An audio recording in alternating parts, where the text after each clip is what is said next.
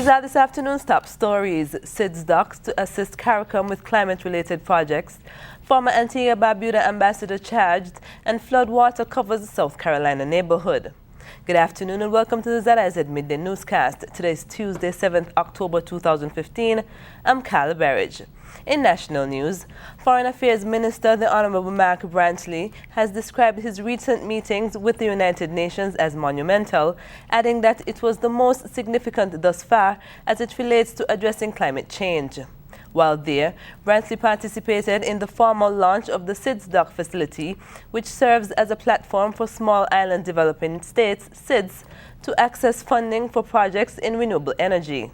Minister Brantley said such developments allow Caribbean countries the opportunity to have a forum and voice to ensure that the larger countries of the world appreciate that their developmental agenda is now causing great harm globally. He said the ZIZ dock is a monumental achievement for the Caribbean region and small island developing states. As ZIZ Broadcasting Corporation continues to improve its program lineup, the second of 3 new radio shows will be rolled out this afternoon. Working for You is a production of the Dr. Timothy Harris-led government through the St. Kitts and Nevis Information Service and ZIZ. It will commence at 1:30 p.m. live from ZIZ Radio Studio at Springfield and air simultaneously on Win FM and Sugar City Rock. Yesterday, it was confirmed that the country's Prime Minister, Honorable Dr. Timothy Harris, will be the first guest. Freedom FM and Von Radio will rebroadcast the program on Thursdays from 7:30 a.m. to 9 a.m. on Freedom FM and from 10 a.m. to 12 p.m. on Von Radio. As Financial Information Month continues, the local organizers are putting the final touches on preparations for Thursday's Business Symposium and Innovation Forum.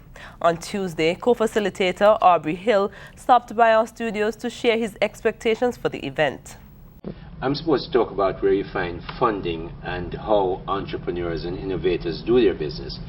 There's an interesting example I'll give as to what is innovation. Okay. Is innovation something about a new Mexican restaurant, or McDonald's is a really innovation? Okay. So people who come will hear that. Okay. They'll also hear where you find money from. The Business Symposium and Innovation Forum 2015, according to the organizers, is expected to provide a medium for the exchange of ideas and perspectives and the tabling of challenging yet practical solutions to address sustainable and resilient business growth in the OECS.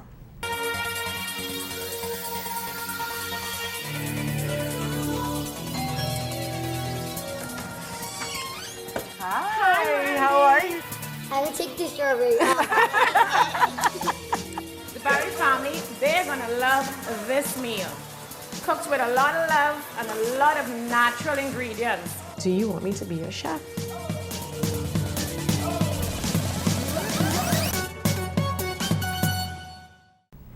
Regionally, John Ashe, Antigua and Barbuda's former ambassador to the United Nations, was charged by U.S. authorities on Tuesday for engaging in a wide-ranging corruption scheme. Former United Nations General Assembly President John Ashe appeared before a New York court late on Tuesday after his arrest on corruption allegations. A federal judge set his bail at $1 million on condition of house arrest, despite prosecutors' fears he could flee. Ashe's lawyer says he intends to assert immunity and fight the charges.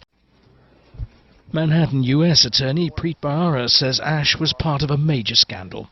As alleged, for Rolex watches, bespoke suits, and a private basketball court, John Ashe, the 68th President of the UN General Assembly, sold himself and the global institution he led. United in greed, the defendants allegedly formed a corrupt alliance of business and government, converting the UN into a platform for profit. I now give the floor to Ashe, seen here in file footage, is charged with another former UN official, Francis Lorenzo. Billionaire Macau property developer Englap Seng, his assistant Jeff Lynn, and 2 executives of a New York non-profit organization have also been charged. The UN's current General Assembly President says he's deeply shocked by the allegations. I can only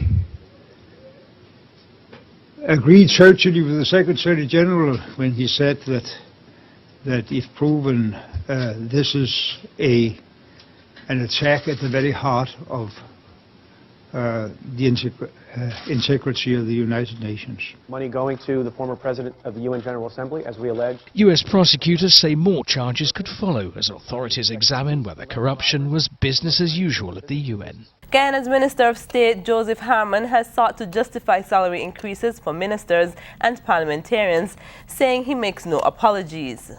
Minister of State Joseph Harmon is justifying the salary increases for government ministers, members of parliament, office of the opposition leader, and Speaker of the National Assembly. Speaking to the media at the National Cultural Center, Harmon said that the ministers are professional people and that they deserve a pay raise.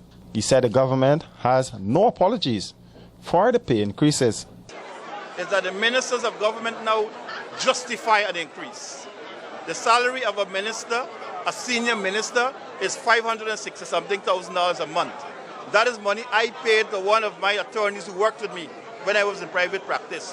Why should I be working for that? And if you look at the cabinet, you will find people of quality who are there. And so I believe that it is justifiable. Contrary to what is reported in a section of the press, the minister said that there is no 100% increase for ministers. You cannot have a situation like in the PPP where they were prepared to accept low salaries because they were thieving money all over the place. We are not going to do that. Our ministers will have to sign to a code of conduct, a code of service, which requires them to act at a different level. And so we have to pay people well if we want them to perform.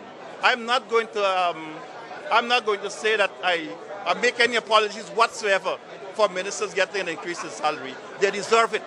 The Prime Minister's annual salary as of January 1st, 2015 was $18.5 million. That has moved to $20.58 million. Just around $1.7 million a month. For those ministers who used to get $6.85 million, they will now receive $10.43 million. Junior ministers will earn $8.34 million annually. Reporting for Capital News, Royston Drakes. Internationally, the rain may have stopped, but South Carolina is grappling with a host of new concerns. Dam breaks, millions of dollars in damages, and rivers that still haven't crested. As the sun is rising here, we're getting a clearer picture of the devastation in Kingstree. I'm going to step out of the way so you can get a good look at what's going on behind me. This is several feet of water covering this entire neighborhood. I'm not sure if you could see that sign right there, but it is under several feet of water. This is actually a river behind us that has gone over its banks and gone into this neighborhood. There are homes here, cars here that are underwater. And this is just a devastating situation for Kingstree. This river is slowly moving east. A lot of this water is coming from the west where those dams have breached. And this is actually going over a highway into a bridge that is still covered in water. It hasn't been opened. To give you some numbers, some specific numbers that we're seeing here in South Carolina, 11 dams have breached or failed since Saturday. 35 of them are still under observation by officials because they're in danger of being breached. Also, there are about 70 miles of I-95 that are closed in South Carolina. To give you some perspective, there are only about 200 miles of I-95 in South Carolina, so that's a huge chunk of highway that is shut down right now. 5 to 8 bridges there are being inspected before that highway can reopen. We're also talking about the death toll this morning. There are 15 dead in South Carolina, 2 in North Carolina. We've also seen about 175 rescues from people in the water. But Chris, that number is going to jump very soon because we've had 50 here in Kingstree alone, and it's a relatively small town. We already had 1 rescue this morning. The European Union is launching a military operation to catch refugee smugglers in the Mediterranean. Al Jazeera's Naif Barker reports. When the leaders of France and Germany address the European Parliament, they face a continent under strain. The refugee crisis, Greek debt saga and the conflict in Ukraine have created moral and constitutional dilemmas. The last time the leaders of France and Germany gave a joint address was in 1989, 2 weeks after the fall of the Berlin Wall, when Europe was celebrating newfound unity. Now it faces deep divisions. Nearly 500,000 refugees have arrived in Europe this year, many heading for Germany and other wealthy EU states. But the crisis has opened up fault lines between countries willing and able to accommodate refugees and those who want to keep them out.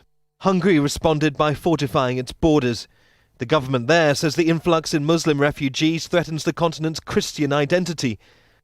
Hungary, the Czech Republic, Romania and Slovakia have all objected to EU plans to share refugee numbers across the continent. And in Greece, already hit hard by economic hardship, the authorities have found themselves overwhelmed. The Syrian conflict, the lingering Eurozone crisis, rampant youth unemployment still in southern European democracies, not to mention the prospect that one of the major players, i.e. Britain, is contemplating leaving.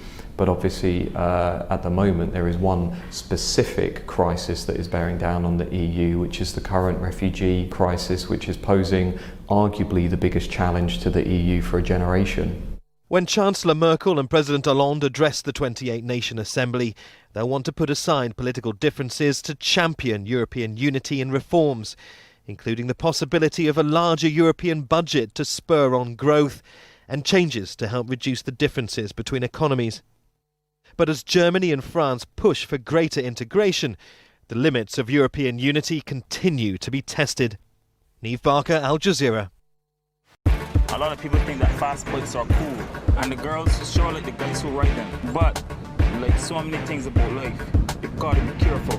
Having sex without a condom is like riding a bike without a helmet. It's just plain dumb. It's okay to have fun, as long as you're smart about it. My name is Daniel the Lion Fortress, and I'm different, and I'm making a difference. Live up, love, protect, respect. Taking a look at the weather. Temperatures today will reach a high of 84 degrees Fahrenheit. Skies will be fair today with winds blowing easterly at 9 to 16 miles per hour. Seas are moderate with waves not exceeding 5 feet. Small craft operators are therefore encouraged to exercise caution in the waters east of the Leeward Islands. This evening, sunset can be expected at 5:55 p.m. and sunrise tomorrow at 6:02 a.m. Now that brings us to the end of the ZIZ Midday Newscast. Join us this evening for these stories and more in detail. Thank you for joining us. I'm Carla Barrage.